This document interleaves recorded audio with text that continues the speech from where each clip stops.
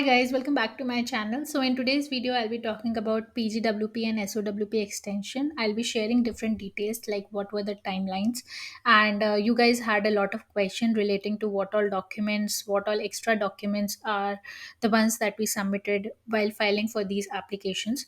So without any further ado, let's get started. And please stay till the end. So I'll be discussing about the additional document that was requested by IRCC, which we have to give it to them in order to get our SOWP extension while we applied for both our PGWP and SOWP extension. So let's get started. And if you have not considered subscribing my channel yet, so please consider subscribing to my channel. I'll be sharing more informative videos and details about my journey in Canada as well on this particular channel. So let's get started.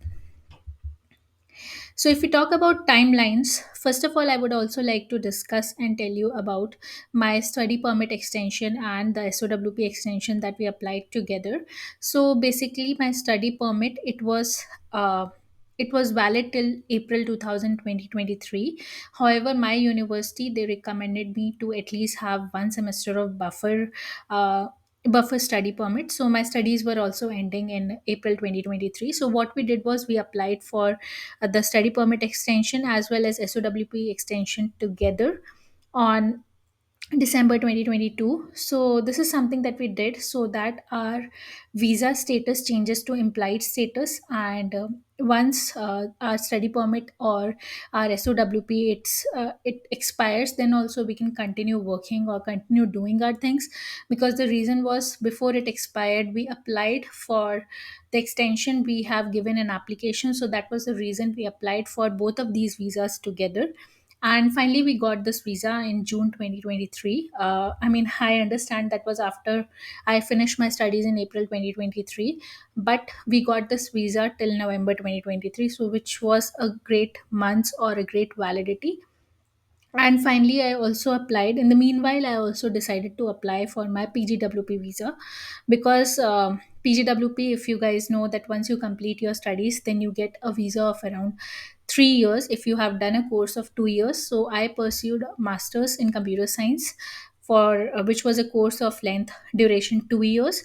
And once I was completing that course, I was supposed to get this visa and I was supposed to apply for my PGWP visa. So I did that in May. I got all the documents collected for my PGWP visa application as well as for SOWP application for my spouse. So we got both of these documents collected and we applied for that visa in May 2023. So the reason I'm telling you this is like we always applied for all the visas mostly together, and we got the visas together as well whenever they were granted to us. And then the next thing was like we again started waiting for our PGWP visa. And in the meanwhile, what all documents are the one that we applied and that we uploaded in these applications? I have shared it in one of the videos, so I will leave the link in the description box. You can refer to that video as well, and you can check out what all documents we uploaded while applying for these kinds of visas and these kinds of applications. So finally, I applied for my PGWP plus SOWP extension in May 2023, and recently we got the visa. So first, I got my PGWP visa with a validity of 3 years, and then we got the visa for my spouse as well. But there was a twist.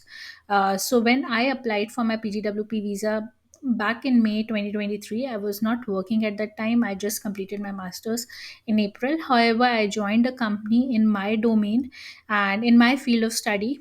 So I joined the company in July, and I had all the offer letter and pay slips. So I also uploaded those offer letter and pay slips in August. I remember in August through by raising the web form. So once that part was done, we were hoping to get our visa soon, but there was nothing on our visa application, and our visa was expiring soon in November 2023.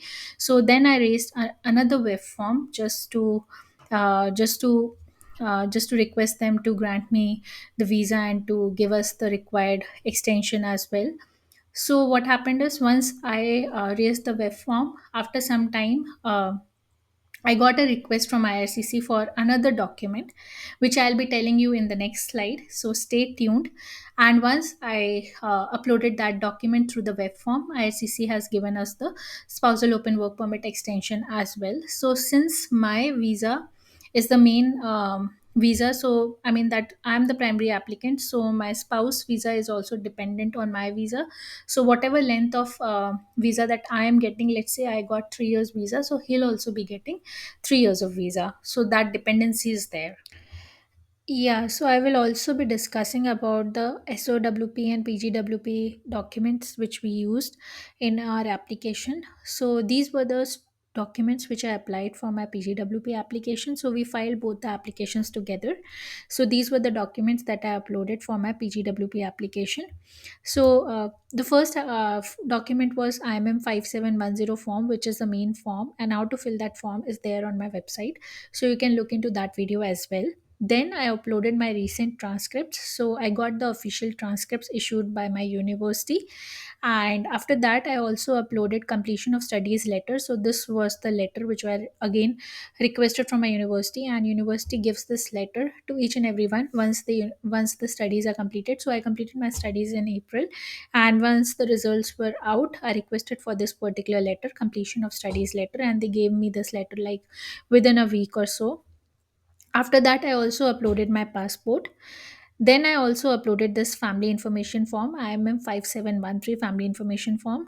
Uh, I also uploaded marriage license and certificate. Then I also uploaded my digital photo. Then I uploaded the client information, which was a option which was an optional thing to upload. So basically I had a lot of work experience prior to my studies, so I was not getting enough space to fill out that experience. So I wrote a letter giving information about that particular experience and attaching the experience in the format that was given in the form IMM 5710 form. So this is also an important point. So in case you have more experience and they have less number of rows to fill those experiences, so this is one of the way that you can use in order to upload that experience, and you can give the details about the experience in a letter explaining it to the IRCC officer. Then I uploaded my offer letter and pay slips. So when I applied for this particular PGWP application, at that time I was not having any field job or any job, so I did not upload anything. But however, once I got the job and my application was still in processing mode, so I uploaded the offer letter and pay slips of that particular job through web form. So that is something I did afterwards, not with my application, since I didn't have any job at that particular time. Then, for my spousal open work permit extension documents, for my spouse document, these were the list of documents which we uploaded for his particular part of documents. So, the first thing that we uploaded was IMM 5710 form. Then, we also uploaded his passport scanned copy. Then, we uploaded in the client information section. That was a different section that was provided. So, in that section, we uploaded the offer letter of my spouse and his pay slips as well. So we uploaded for like past 3 months of pay slips for him. So these were the documents which we uploaded for him, and we filed the application through one GCC key login. So whatever login I had earlier and I was using to create the application and to file the applications, so we used the same login to file both the applications. And how to do that, I have explained in one of my previous videos. I will leave the link in the description box, and how you can apply for PGWP and SOWP extension together. So for that, I have given a detailed video of step by step how you can do it in one application. So once we uploaded all these forms and we were waiting, and finally we raised a web form that it is being the number of days has passed since we should be getting our PGWP and SOWP extension. After raising the web form, we got a request letter from IRCC, and they requested some additional documents. And so the additional documents that IRCC requested was the reference letter from my organization on their letterhead, and they also mentioned that this particular request letter should have certain information, certain piece of information. So they requested that on this particular letter it should have my name, it should be on the letterhead of the company, and secondly it should also have the details about my position, and thirdly it should contain my responsibilities and duties that should also be briefed in that particular letter. And the fourth thing that they asked was basically that in the letter there should be a timeline that till when I am employed. So basically they wanted to know that whether I'm a full-time employee, casual employee, part-time employee, and what will be the uh, validity of that particular employment that I have got through that particular company. So that is something that was requested by RCC, and my organization, they provided me with that particular letter. So I think that letter is also something that is required, which you can add to your application if you already have a job and you are applying for PGWP and SOWP extension. So that was a case which happened with us, and I thought of letting you guys know so that if ICC requests, you can be prepared with that particular or that kind of document.